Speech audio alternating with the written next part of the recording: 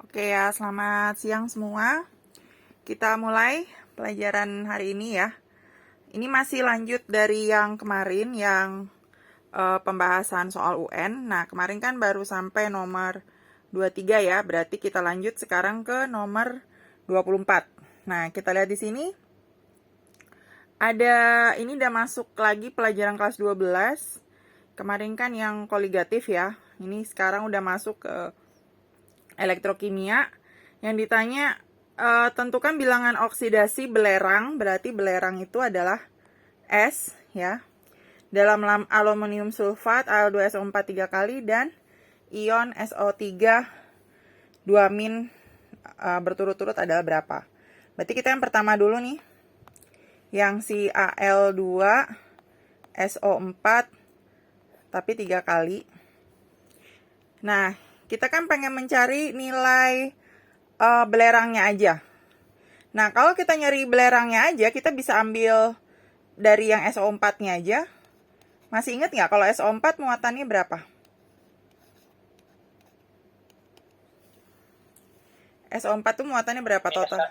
Bukan min 1, min 2. Min 2. SO4 tuh sama kayak SO3 ya, muatannya sama-sama min 2. Nah, berarti kita bisa langsung pakai ini aja, SO4 sama dengan min 2. Kalau O masih inget nggak? Nilainya selalu berapa tuh kalau O? Min 2. Berarti O-nya karena ada 4. 4 kali min 2 gitu kan? Sama dengan min 2. Berarti ini S min 8 sama dengan min 2. Berarti S-nya belerang yang pertama adalah min 2 tambah 8. Ya kan? Min 2 tambah 8 berapa? Plus 6. Ya kan? Plus 8-nya dari mana? Dari pindah ke sini. Itu yang pertama, SO4 sama dengan min 2. Terus dia minta dari si ion SO3 2-. Berarti SO3 2- kita bikin juga SO3 sama dengan min 2. Berarti S tambah 3O. O itu kan juga sama selalu min 2 ya. Sama dengan min 2. Berarti kita bikin S min 6. Sama dengan min 2. Berarti S-nya sama dengan min 2 tambah 6. Berapa min 2 tambah 6? Plus 4. Berarti jawabannya kan dia nanya berturut-turut ya. Nilai belerangnya berapa? Berarti 6 dan 4. Sebenarnya kalau tadi kita udah jawab 6, kalau udah lihat dari optionnya udah langsung dapet ya. Jadi jawabannya yang benar adalah yang E. Gitu ya. Nah, ini pertanyaannya mengenai bilangan oksidasi. Oke, sampai di sini ada yang mau tanya nggak? Sebelum lanjut ke soal nomor 25. Nggak ada? Kalau nggak ada kita lanjut ya ke soal nomor 25.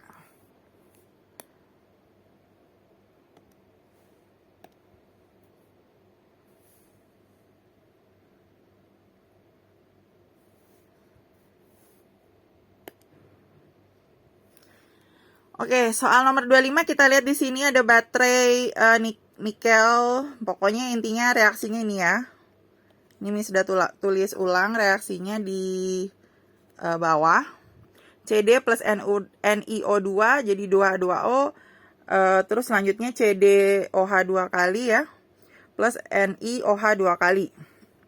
Nah, terus yang ditanya manakah spesies yang bertindak sebagai reduktor? Masih ingat nggak kalau reduktor itu yang mengalami apa? Mengalami oksidasi apa mengalami reduksi? Iya, kebalik ya. Justru reduktor itu yang mengalami oksidasi. Nah, dia itu yang di sebelah kiri. Ya. Karena kalau yang di sebelah kanan tanda panah itu hasil oksidasi atau hasil reduksi. Nah, sekarang ini kita cek aja. Ya, masing-masing kalau yang udah ketahuan kita tandain. Kayak misalnya kan kalau O itu kan nilainya selalu min 2. Kalau H kan selalu plus 1.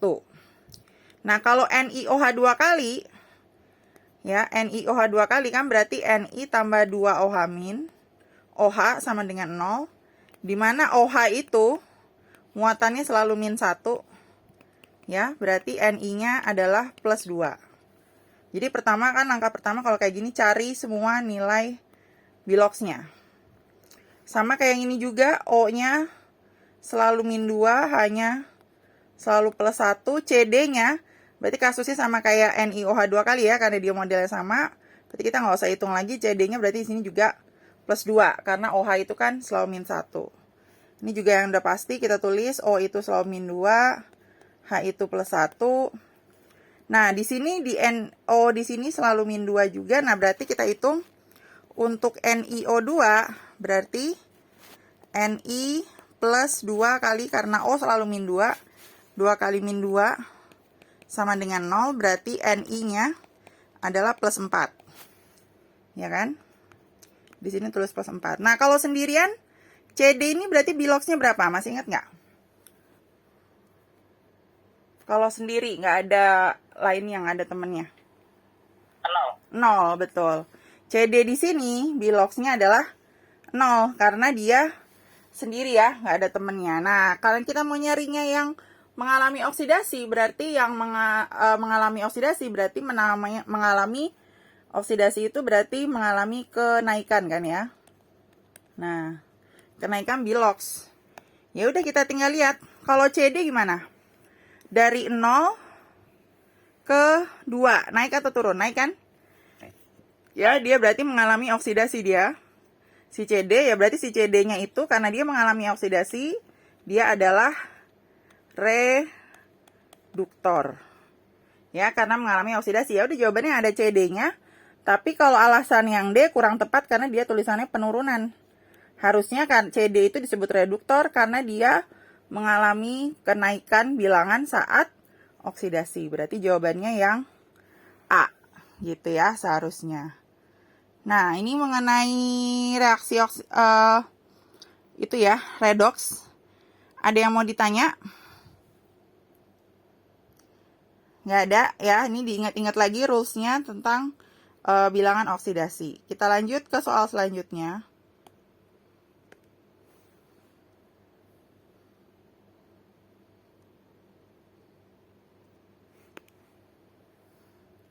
Nah, kita lihat di sini.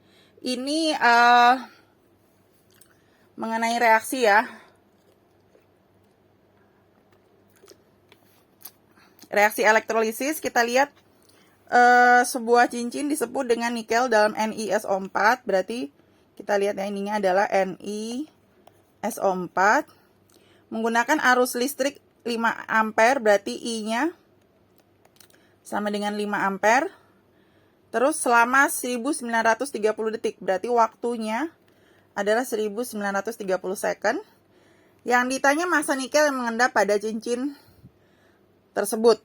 Nah, masih diingat itu rumusnya adalah gram ya.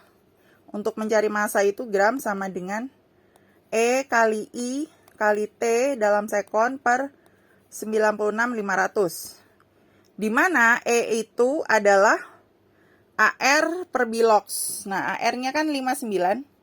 Ya kan? Berarti kalau kita tulis AR-nya itu 59 per bilox. Nah, biloxnya di NiSO4. SO4 selalu berapa tadi? Udah masih ingat kan? SO4 selalu min. Berarti Ni-nya adalah plus 2 kan? Karena dia cuma sendiri. Berarti E-nya di sini 59 per 2. Gitu. Ini mis tulis E-nya. Sekarang baru kita ke I-nya. I-nya tinggal dimasukin 5. Waktunya 1930. Terus 96.500-nya ya tulis lagi aja di bawah. Dia kan mintanya nggak bentuk hasil akhirnya, dia mintanya bentuk perkaliannya aja. Yaudah kita tinggal lihat 59 kali 5 kali 1930 per 2 kali 96.500 tanpa dihitung. Bisa soal N gitu. Berarti jawabannya yang B. Ya, tinggal diingat lagi rumus yang di elektrokimia, elektrolisis. Yang bagian gram sama dengan EIT per 96.500. Oke, sampai di sini ada yang mau ditanya nggak? Nggak ada? Kalau nggak ada, lanjut lagi. Ya, karena masih ada waktunya, kita lanjut lagi. Nah, ini masih balik lagi ke pelajaran kelas 11, yaitu mengenai asam basa ya.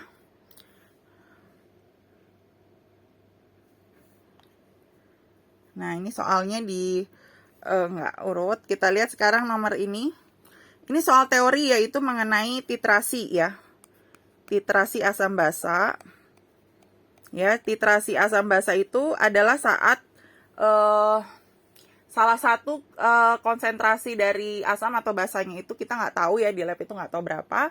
Kita meneteskan basa ke dalam asam atau asam ke dalam basa, sesuai kebalikannya, untuk menentukan nilai dari konsentrasi asam atau basa yang tidak diketahui. Rumus titrasi asam basa itu V asam kali M asam ya, kali jumlah H plus itu sama dengan V basa kali M basa dikali jumlah OH min. Nah, kalau di dalam percobaannya gitu ya, nah ini dibilang bahwa si HCl dititrasi, berarti HCl-nya itu ditetes oleh si NaOH sebanyak, kita pengen tahu sebanyak berapa volumenya ya.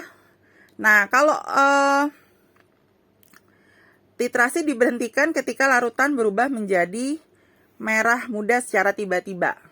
Jadi kan itu kalau ditetesin itu kan lama-lama itu akan berubah warna. Nah, saat berubah warna yang sedikit itu kita harus berhenti menetes. Berarti itu udah cukup jumlah volumenya untuk memenuhi hukum titrasi ini. Nah, pertanyaannya di sini ini adalah pertanyaan teori sebenarnya. Alasan apa yang paling tepat terkait dengan perubahan warna pada saat titrasi? Jadi pada saat titrasi itu kenapa kok bisa berubah warna? Tadi berubah warna jadi merah muda. Nah, yang A bilang bahwa volume HCl sama dengan volume NaOH. Nah, itu salah ya. Jadi kalau volume itu belum tentu sama ya, tergantung kekuatan si asam dan si basanya gitu. Ya, jadi itu perubahan warnanya itu sebenarnya terjadi adalah saat apabila kita menetesi asam, asamnya di bawah kita tetesin basa, perubahan warna terjadi adalah saat si asam itu lama-lama, kan kalau ditetesin basa terus-menerus, atau kebalikannya ya, kalau asam ditetesin basa terus-menerus, lama-lama dia akan menjadi basa. Jadi perubahan warna itu menandakan bahwa asam yang di bawah itu sudah berubah sifatnya menjadi basa gitu. Itu sebenarnya yang menyebabkan perubahan warna. Jadi kita lihat yang mana yang hubungannya sama sifat ya. Kalau B, NaOH bersifat basa kuat sehingga larutan HCl menjadi merah. Nah, ini salah ya. Jadi nggak ada hubungannya kuat sama lemah, yang ada hubungannya itu kapan dia saat berubah dari asam ke basa atau dari basa ke asam. Kita lihat lagi yang C, larutan indikator akan memberikan warna merah pada larutan asam. Enggak ya. Larutan PP itu memberikan warna pas saat basa ditetesin asam juga sama. Gitu. Jadi nggak ngaruh, nggak cuma pada larutan asam. Terus yang D, pada saat volume NaOH berlebih, maka larutan menjadi merah. Nah, ini yang benar. Jadi pada saat berlebih itu adalah saat si asamnya lama-lama udah berlebih, jadi dia berubah warna. Nah, jawaban yang tepat itu yang D. Kalau yang E salah ya, mol HCl sama dengan mol NaOH dan pH larutan lebih dari 8,5. Kalau molnya sama, itu pH-nya ya berarti belum 8,5, pH-nya masih 7. Berarti kalau sama persis molnya, itu adalah saat dia netral. Kan titrasi itu sebenarnya cari titik netralnya. Jadi yang tepat 27 jawabannya adalah yang D. Itu mengenai titrasi. Nah, sampai di sini ada yang mau ditanya nggak? Kita lihat lagi ya, yang selanjutnya tuh juga kayaknya soal titrasi lagi, soal teori tentang titrasi.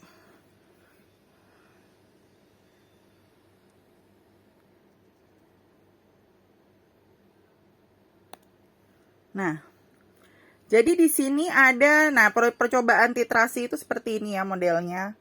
Kalian bisa lihat di YouTube juga seperti apa sih titrasi. Sebenarnya titrasi itu, misalnya ini di bawahnya ada asam, terus di atasnya ditetesin basa, sampai warnanya berubah jadi pink gitu ya, pink muda sekali. Nah, itu kita berhenti meneteskan, misalnya di bawahnya asam berarti meneteskan basa yang di atasnya gitu. Itu adalah cara kerja titrasi. Nah, sekarang ini yang ditanya, berdasarkan gambar kegiatan disebut, teknik yang tepat untuk menuang larutan dan melakukan titrasi terdapat pasangan yang menggambar nomor berapa.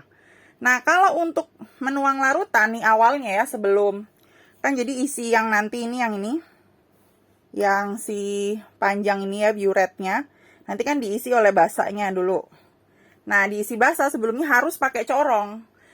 Ya, sebenarnya kalau nggak pakai corong bisa aja. Cuma nanti ada resiko tumpah kan. Nah, nanti kalau resiko tumpah kan bahayanya kalau yang kamu pakai konsentrasinya tinggi kan berarti nanti bisa melepuh di tangan kamu. Jadi lebih baik pakai corong. Jadi kalau pakai corong kan kalau nggak nomor 2, nomor 3. Nah, sekarang pertanyaannya, apakah si corongnya itu harus diangkat atau cuma kayak ditempel aja? Nah, yang benar itu harus diangkat sedikit. Jadi si corongnya itu kayak agak diangkat sedikit. Kenapa harus diangkat sedikit? Itu mencegah supaya nggak macet di pinggiran corongnya ya. Jadi benar-benar masuk semua ke dalam si biuret ini. Karena biuret itu kan tipis dan kecil gitu ya. Kayak bentuk pipanya itu kecil. Jadi dia lebih baik agak diangkat sedikit biar pas masukinnya itu nggak nempel di yang ujung pangkalnya itu. Karena nanti kalau nempel berarti nanti jumlah volumenya itu berubah gitu ya. Jadi lebih baik diangkat sedikit biar kayak masuknya tuh benar-benar lurus gitu ya ke bawah. Nah, terus yang dilakukannya itu yang pertanyaan kedua, melakukan titrasi itu tangannya itu lebih baik yang seperti apa?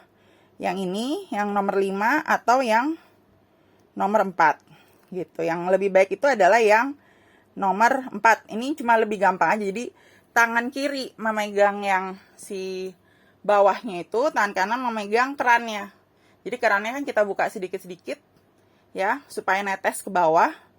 Gitu. Itu supaya lebih gampang aja sebenarnya kalau kalau misalnya kalian bisa misalnya ngerjain pakai yang nomor 5 sebenarnya nggak masalah, cuma yang memudahkan ya, dan biar kita gampang melihat warnanya. Kalau misalnya kita yang nomor 5 ini ketutupan kan si bawahnya itu, jadi kita nggak kelihatan pas dia berubah warna. Justru kan kalau berubah warna sedikit kita harus berhentiin. Jadi sebenarnya jawabannya itu yang paling tepat itu sebenarnya nomor 2 dan nomor 4. Cuma di sini nggak ada. Ya, harusnya yang benar 2 dan 4. Kalau ada kayak gini kasusnya di UN, ya udah kalian cari aja yang mendekati. Misalnya pertama 2 dan 5 atau 3 dan 4. Masalahnya kan itu ada kuncinya ya. Kalau misalnya UN tuh kita nggak tahu dia tuh megangnya mana, takutnya ada yang kesalahan pas ngetik, orang yang ngetik soalnya gitu ya. Jadi sebenarnya jawaban yang ini yang paling tepat itu adalah jawabannya nomor 2 dan nomor 4. Gitu. Oke. Hari ini sampai di sini mengenai teori titrasi sama yang tadi itu yang elektrokimia. Ada yang mau ditanya nggak?